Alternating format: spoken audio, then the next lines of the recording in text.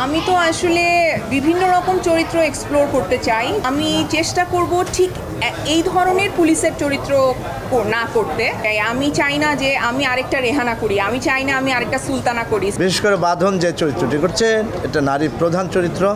ইচ্ছা করলে কোনো পুরুষকে দিয়েও করানো যেত, তাকে সিলেক্ট করেছে, একটা সাহসিকতার পরিচয় দিয়েছে। চলচ্চিত্রটি একবার দেখতে বসলে আপনি উঠবেন না, এটা আমি একদম সিউরিটি দিতে পারছি। এই চলচ্চিত্রটি আপনারা দেখবেন এবং যাতে দেখে সেই ব্যবস্থা আপনারা করবেন। এর কারণ হচ্ছে কয়েকটি। প্রধান কারণ হচ্ছে ঈদে যে কয়েকটি চলচ্চিত্র রিলিজ পাচ্ছে তার ভিতরে একটি চলচ্চিত্র যেটা এশা মার্ডার কর্মফল, যেখানে নারী প্রধান চরিত্র, বিশেষ করে বাঁধন যে চরিত্রটি করছে এটা নারী প্রধান চরিত্র। এই চরিত্রটি ইচ্ছা করলে কোনো পুরুষকে দিয়েও করানো যেত, কিন্তু সানি সানোয়ার সে তাকে সিলেক্ট করেছে, একটা সাহসিকতার পরিচয় দিয়েছে। আমি এটা বলবো গল্পটা খুবই সুন্দর এবং এটা আমি যতটুকু বিশ্বাস করি বা মনে করি বা আমার অভিজ্ঞতা থেকে যদি বলি, এই চলচ্চিত্রটি একবার দেখতে বসলে আপনি উঠবেন না, এটা আমি একদম সিউরিটি দিতে পারছি। কারণ অত্যন্ত ভালো অভিনয় করেছে সবাই। বাঁধন তো 100-তে 200, আর আমরা কেউ 100-তে 150, কেউ 100-তে 140 এরকম নাম্বার পেয়েছি।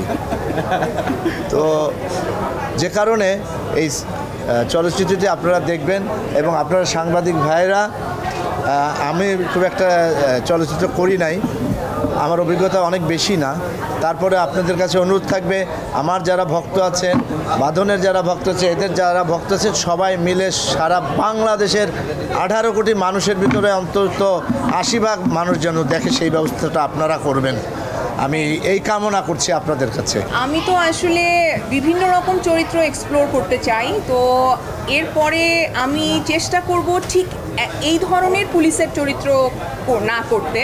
আমি চেষ্টা করব অন্য কোনো সংস্থার ইনভেস্টিগেটিং অফিসার কিংবা অন্য কোনো সংস্থার অফিসার হিসেবে কাজ করতে। কারণ আমি মনে করি যে আমি আসলে বিভিন্ন চরিত্র এক্সপ্লোর করতে চাই। আমি চাই না যে আমি আরেকটা রেহানা করি, আমি চাই না আমি আরেকটা সুলতানা করি। সো আমি চাই না আমি আরেকটা আসলে পুলিশের সেম ক্যারেক্টার করি। কিন্তু আমি আশা করব যে সানি সারোয়ার ভাই তো সবসময় আসলে পুলিশদের উপরেই কাজ করেন। সো সানি সারোয়ার ভাইয়ের প্রোডাকশন হাউস থেকে ডেফিনেটলি আরও অনেক এ ধরনের পুলিশের উপর গল্পের কাজ আসবে। আমি এটা আমার কাছে সানি ভাইয়ের সাথে কাজ করে এটা মনে হয়েছে।